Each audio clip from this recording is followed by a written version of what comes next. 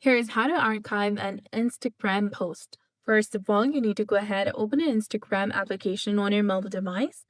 Then after, open your profile page by tapping on the profile picture icon in the bottom right corner of your screen.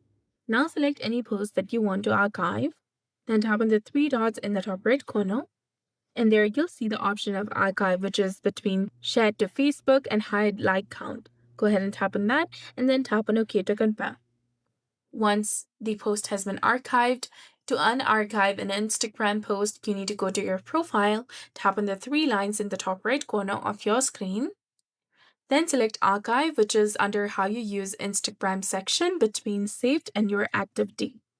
Go ahead and tap on that option. Now you'll get the Story Archive option in the top of the screen.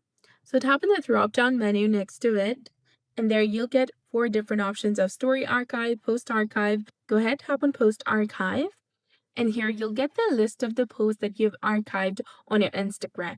And tap on the post that you want to unarchive. Tap on the three dots in the top right corner, then tap on Show on Profile, and you'll be done. So that's it for this video. I hope you found this helpful. If you did, please like, share, and subscribe. Thanks for watching.